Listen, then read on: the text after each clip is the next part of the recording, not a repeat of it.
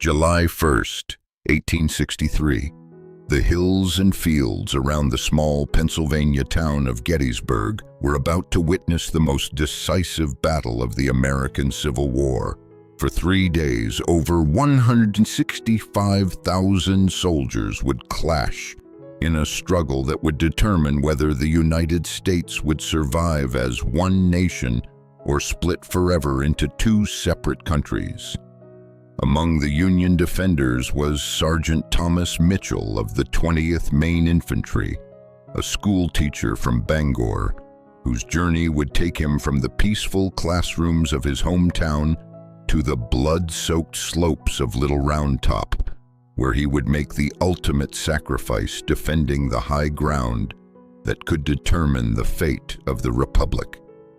Before the chevrons on his sleeve, before the Enfield rifle and cartridge box, before Gettysburg claimed him on the second day of battle, Thomas Mitchell was simply Tom to those who knew him best. A gentle educator with strong principles and an even stronger devotion to the young woman who carried his child.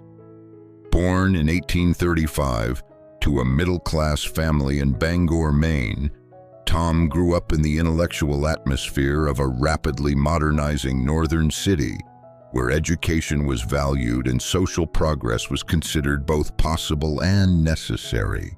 The Mitchell family embodied the rising middle class of pre-war New England. Tom's father, Jonathan, was a successful merchant who had built a thriving lumber business taking advantage of Maine's vast forests and excellent river transportation. His mother, Mary, was an educated woman who had attended one of the new female seminaries and believed passionately in the importance of education for both boys and girls. Their home was filled with books, newspapers, and lively discussions about the moral and political questions of the day. Tom's childhood was marked by intellectual curiosity and moral certainty. He excelled in his studies at Bangor High School, showing particular aptitude for literature and history. His teachers recognized his natural ability to explain complex ideas in simple terms, and by his late teens, it was clear that he was destined for a career in education. He attended Bowdoin College, where he studied classical literature and developed the teaching philosophy that would guide his professional life. The Mitchell family was deeply committed to the abolition of slavery, viewing it as a moral cancer that corrupted everything it touched. Tom's parents had been active in the Underground Railroad, providing financial support, if not direct assistance, to freedom seekers making their way to Canada. These experiences shaped Tom's understanding of the fundamental moral questions confronting the nation and his belief that some principles were worth any sacrifice to defend. It was at a teachers' convention in Portland in the spring of 1859 that 24-year-old Tom met 21-year-old Elizabeth Marie Stevens, a young woman who had recently completed her education at the Portland Female Seminary and was preparing to take her first teaching position. Elizabeth was everything Tom admired in a woman: intelligent, principled, and possessed of the quiet strength that he believed essential for the important work of educating young minds. Their courtship began with long conversations about educational philosophy and teaching methods, but quickly deepened into something much more personal and profound. Elizabeth shared Tom's passionate commitment to abolition and women's rights, and she brought to their relationship a practical wisdom that perfectly complemented his more theoretical approach to social problems. Tom would travel to Portland on weekends to court Elizabeth properly, their relationship developing through shared walks along the harbor and lengthy discussions about everything from classroom management to the growing crisis over slavery. She was teaching at a small school for young ladies, while he had secured a position at Bangor High School, and both were building reputations as gifted educators who genuinely cared about their students. By the summer of 1860, their relationship had matured into deep love and mutual respect. Tom proposed marriage during a picnic beside Casco Bay, offering Elizabeth a modest but beautiful ring and his promise to build a life together based on shared values and common purpose. She accepted immediately, having known for months that this thoughtful, principled man was exactly the partner she wanted for the challenges and opportunities that lay ahead. They were married in September 1860 in a simple ceremony at Elizabeth's family church in Portland, with both families in attendance and high hopes for their future together. Their early married life was marked by contentment and purpose. Tom teaching at the high school, while Elizabeth established a small private school for young women who wanted education beyond what was typically available to girls. But then came Lincoln's election in November, followed by South Carolina's secession and the cascade of events that would tear the nation apart. The attack on Fort Sumter in April 1861 transformed abstract political differences into immediate crisis, as President Lincoln called for volunteers to preserve the Union and defend the principles upon which the nation had been founded. Tom's initial reaction was complex. His teaching position meant he wasn't immediately subject to conscription, and his school desperately needed experienced educators. But the moral questions that had shaped his upbringing, his family's fierce opposition to slavery, his own deep commitment to the principles of equality and democracy, created powerful pressure to enlist. The decision became unavoidable in the spring of 1862, when Elizabeth discovered she was pregnant and Confederate forces seemed to be gaining momentum on all fronts. Tom found Elizabeth in their small garden that evening, tending the vegetables that would help sustain them through another Maine winter. Without preamble, he told her of his decision to enlist. "I have to go, Elizabeth," he said, his voice steady despite the emotion in his eyes. "How can I teach young people about courage and principle if I'm not willing to defend those same principles when they're threatened? What kind of father would I be to our child if I let others bear the burden of preserving the country I want him or her to inherit?" Elizabeth had been expecting this conversation for months, dreading it while understanding its inevitability. "I know," she whispered, placing her hand protectively over her still flat stomach. "I've known since Fort Sumter that this day would come. I just hoped, but I know you have to go. Just promise me you'll come back to us. Promise me our child will know their father." Sergeant Thomas Mitchell enlisted with the 20th Maine Infantry Regiment in August 1862, part of the massive expansion of Union forces that was transforming the North into a military powerhouse. His education and natural leadership abilities quickly marked him for promotion, and he was made a sergeant within weeks of completing basic training. His letters home during the winter of 1862 to 1863 revealed a man adapting to military life while maintaining strong connections to his civilian identity and his growing family. He wrote detailed descriptions of camp life, the men under his command, and the evolving strategic situation. But always, his letters returned to his excitement about the coming baby, his hopes for their child's future, and his determination to return home in time for the birth. Throughout the spring of 1863, Tom's letters grew more confident about Union prospects. The Army of the Potomac was better equipped and led than ever before, and there were signs that Confederate strength was beginning to wane. Tom wrote to Elizabeth about his hopes that the war might end before their baby's first birthday, that he might be home in time to help with the harvest of both their garden and their dreams. But in June 1863, Confederate General Robert E. Lee launched his most ambitious offensive of the war, invading Pennsylvania with an army of over 70,000 men. The move threatened to bring the war directly to northern cities and potentially force a negotiated peace that would recognize Confederate independence. The Army of the Potomac, including Tom's regiment, was rushed north to intercept Lee's forces before they could achieve a decisive victory.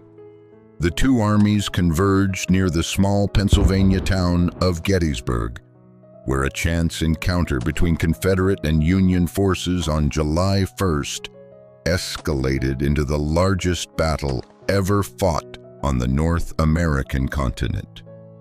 Tom's 20th Maine was assigned to defend Little Round Top, a strategic hill on the left flank of the Union line, whose capture by Confederate forces could potentially roll up the entire Union position.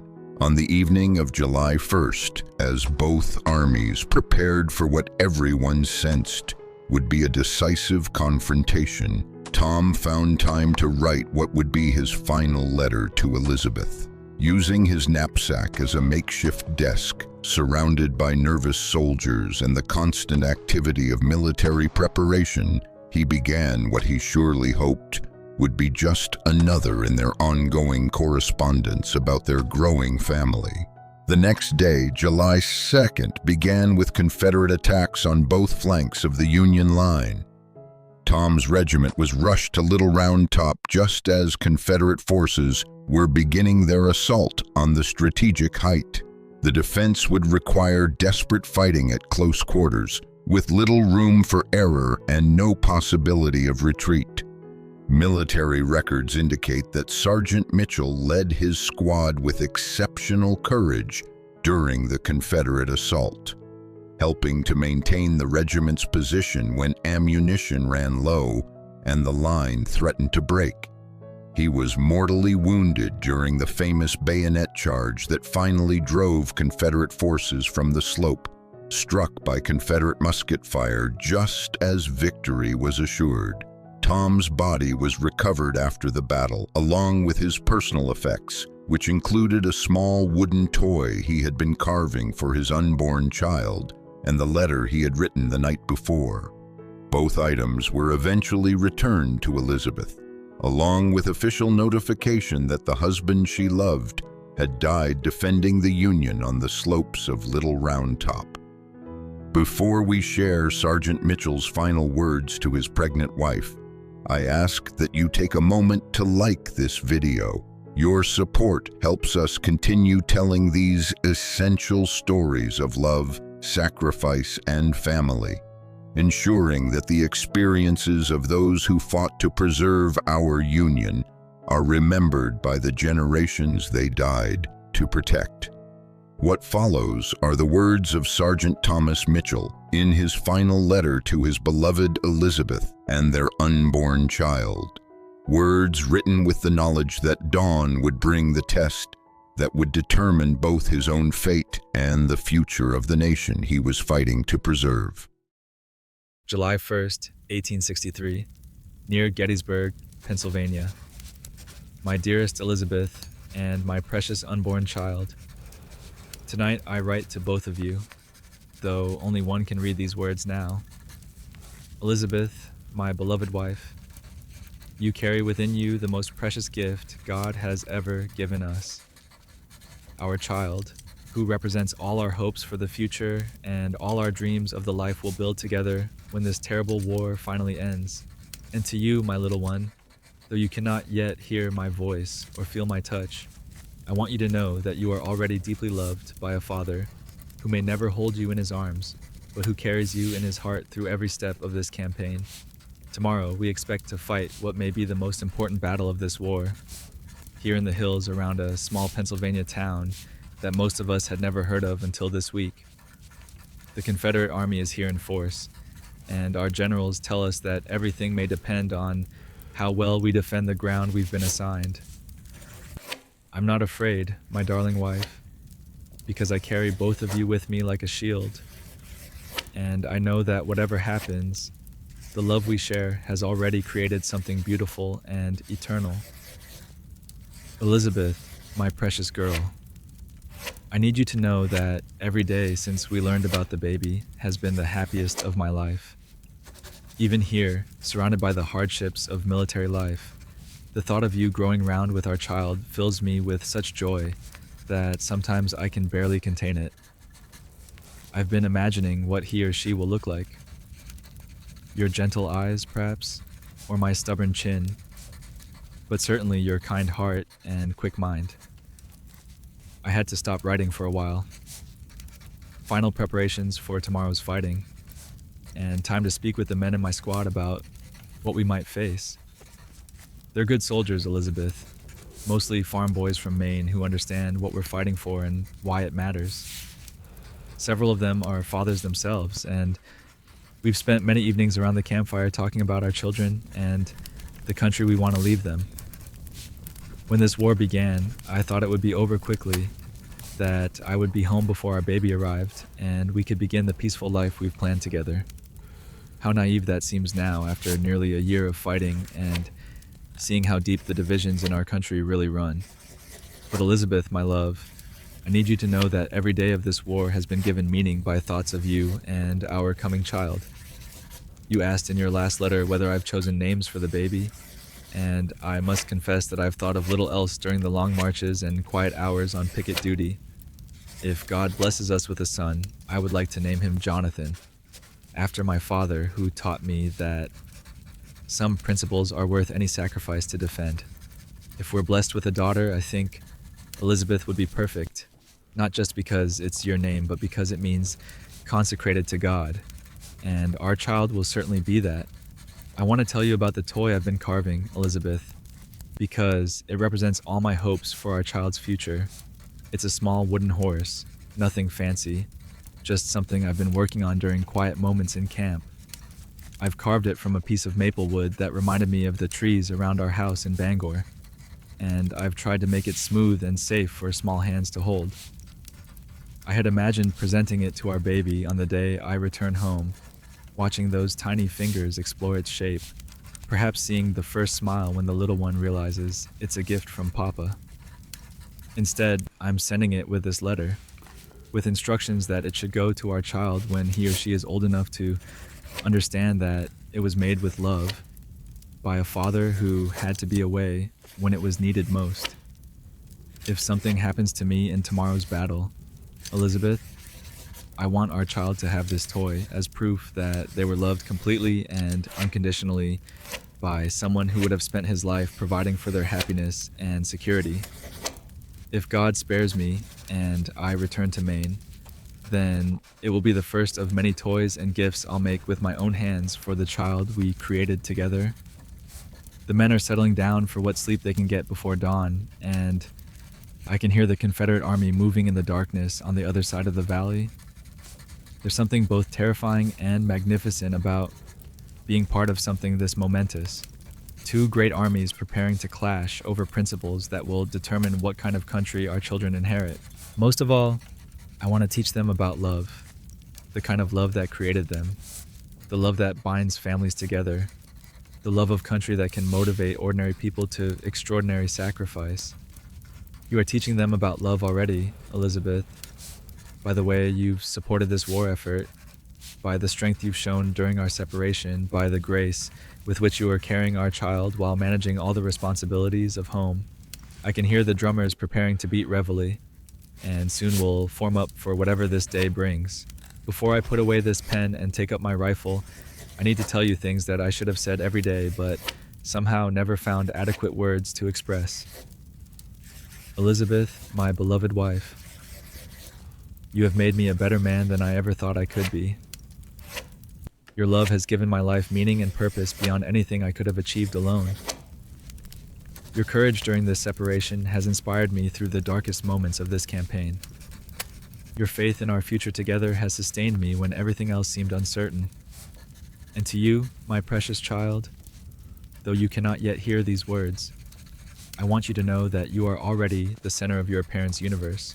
We have planned for you, prayed for you, dreamed about the life we'll build together, when Daddy comes home from the war. You represent everything good and hopeful in this world, everything worth fighting to preserve and protect. If I don't survive today's battle, I want both of you to know that I died thinking about you, praying for your future, grateful beyond words for the love you've given my life. If God spares me and I return to Maine, I'll spend every remaining day proving worthy of the gifts He's given me in both of you. Elizabeth, promise me that you'll tell our child about their father, not as a hero or a martyr, but as a man who loved his family completely and believed that some things are worth any sacrifice to defend. Tell them about the schoolteacher who became a soldier because he couldn't bear the thought of children growing up in a country divided by hatred and injustice. Promise me that you'll live fully and joyfully, that you won't let grief become a prison if the worst should happen. Most importantly, promise me that you'll raise our child to understand that love is stronger than death, that the bonds between family members can survive even the worst that life can bring, and that their father's sacrifice was made gladly because it helped create a better world for them to inherit. The order has come to prepare for battle.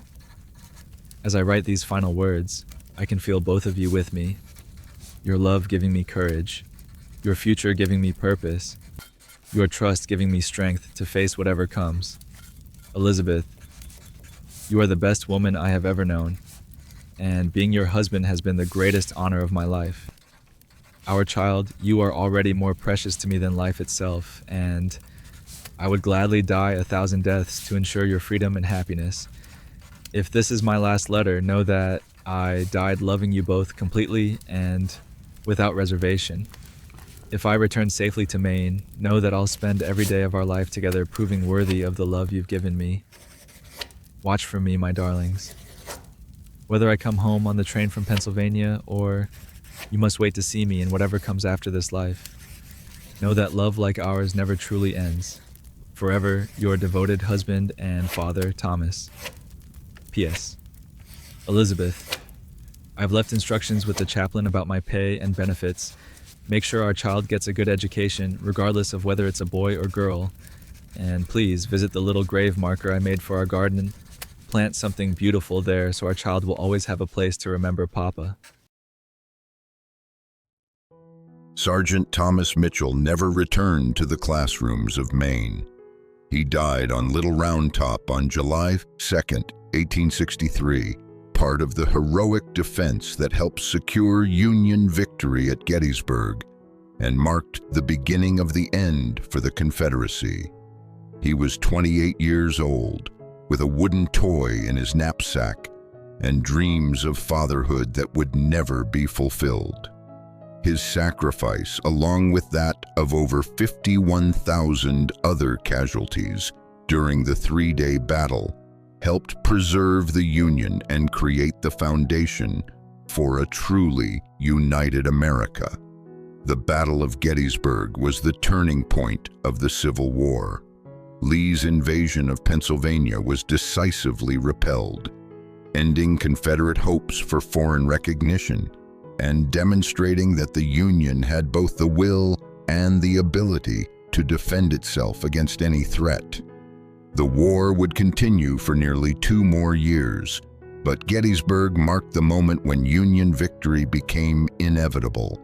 Elizabeth Mitchell received word of Tom's death on July 15th, 1863, through an official telegram from the War Department. His personal effects, including the wooden toy and his final letter, arrived 3 weeks later. She was 7 months pregnant at the time, living with Tom's parents in Bangor, while managing her own grief and preparing for single motherhood. On September 12, 1863, Elizabeth gave birth to a son, whom she named Jonathan Thomas Mitchell, honoring both his grandfather and his father. The boy grew up surrounded by stories of his father's courage and sacrifice, raised by a mother determined that he should understand both the cost of freedom and the importance of the principles his father had died defending. Jonathan Thomas Mitchell became a teacher like his father, dedicating his life to educating young Americans about their history and their responsibilities as citizens of a democratic republic. He married in 1890 and had 3 children of his own, passing down the wooden horse his father had carved, and the story of the letter that had never been delivered in person. Elizabeth honored Tom's memory in remarkable ways. She returned to teaching after Jonathan was old enough for school, establishing a scholarship fund for promising students whose families couldn't afford higher education. She became active in veterans organizations and memorial societies, helping to preserve the memory of those who had fought at Gettysburg and other crucial battles of the Civil War. The Civil War tested whether, as Lincoln said in his Gettysburg Address, "Government of the people, by the people, for the people, shall not perish from the earth." The answer required the sacrifice of over 620,000 Americans, including thoughtful young men like Thomas Mitchell, who chose to risk everything for principles they believed transcended their personal interests. Tom's letter offers us a unique window into the experience of Civil War soldiers who fought not just for abstract political principles, but for the specific future they wanted to create for their children.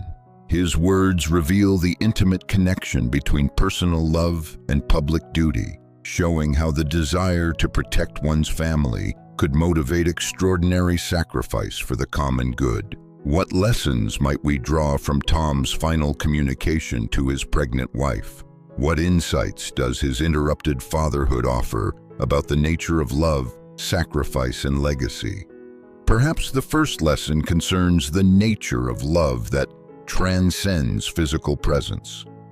Notice how Tom wrote to his unborn child, as well as to Elizabeth, understanding that love can exist independent of direct contact or shared experience. His letter becomes a bridge across time and death, connecting him to a child he would never hold, but whose future he was fighting to secure. Tom's letter also reveals profound insights about the relationship between individual happiness and collective responsibility. He could have remained safely in his classroom, avoiding military service and protecting his growing family. Instead, he chose to risk everything for the principle that all families deserved the freedom and opportunity he wanted for his own child. There is also, in Tom's words, a remarkable ability to find hope and meaning even in the face of almost certain death. His detailed plans for his child's education, his carefully carved toy, his dreams of teaching and fatherhood, these weren't naive fantasies but conscious choices to focus on creation rather than destruction, on the future rather than the immediate crisis. Perhaps most striking is Tom's understanding of what constitutes meaningful fatherhood. Despite never meeting his child, he found ways to be a father through his letter, his carved toy, and his sacrifice. He understood that being a good father meant more than just being present. It meant working to create a world worthy of his child's inheritance. His approach to naming the baby deserves particular attention as well. By choosing names that honored both family tradition and religious faith, Tom was attempting to connect his unborn child to a larger story, to the family history that had shaped his own values, and to the divine purpose that gave meaning to his sacrifice. The Battle of Gettysburg cost over 51,000 casualties, including thousands who died defending Little Round Top. Behind each statistic was a person like Tom Mitchell, someone with deep personal connections, dreams for the future, and love that gave their sacrifice meaning. Yet their deaths were not meaningless. The freedom and unity they died defending created the foundation for America's emergence as a beacon of democracy and human rights. Elizabeth Mitchell understood this truth profoundly. In addition to raising her son and continuing her teaching career, she became active in efforts to preserve the memory of Gettysburg and educate future generations about the battle's significance. She understood that Tom's sacrifice required her to contribute to the causes he had died for: union, freedom, and the protection of future generations. When the Gettysburg National Military Park was established in 1895, Elizabeth donated Tom's final letter and the wooden toy to the park's museum, believing that his words and his gift to his unborn child deserved to be preserved as part of the historical record. She lived to see her son graduate from college, marry, and begin his own teaching career, understanding that his success was part of her husband's legacy. Little Round Top, where Tom Mitchell died, has been preserved as part of the Gettysburg National Military Park, marked by monuments to the regiments that fought there and interpretive programs that help visitors understand the crucial nature of the battle fought on its slopes. The site draws hundreds of thousands of visitors annually, many of whom are struck by the strategic importance of the position and the courage required to defend it. Yet beneath the monuments and interpretive signs lies the legacy of men like Tom Mitchell, who gave their lives for principles they believed transcended personal interest. Their sacrifice wasn't just about preserving the Union or ending slavery, though those were its immediate results. It was about affirming that some values are worth dying for, that love of family can motivate extraordinary public service, and that ordinary people can accomplish extraordinary things when guided by clear moral purpose. In our current era, when American democracy again faces serious challenges and our national unity seems fragile, the example of Civil War soldiers like Tom Mitchell offers both inspiration and guidance. They showed that preservation of our democratic institutions sometimes requires tremendous sacrifice, that abstract principles can motivate concrete action, and that love for family, for country, for future generations can overcome even the fear of death. As we conclude this journey through one family's encounter with America's greatest crisis, we might reflect on the continuing relevance of the values Tom died defending. The equality and freedom he fought for remain works in progress, still requiring each generation to decide anew what these principles mean and how far they're willing to go to protect them. Sergeant Mitchell's letter, written in a military camp on the eve of Gettysburg, offers us perspective both sobering and inspiring. Love is powerful enough to transcend death. Sacrifice can create meaning that outlasts individual lives, and the values we defend through our choices and actions can survive even when we cannot. Jonathan Thomas Mitchell grew up to become an exceptional teacher and father, guided by the principles his father had articulated in that final letter. He understood that his very existence was proof of his father's faith in the future, and he dedicated his life to justifying that faith through service to others and commitment to the democratic values his father had died defending.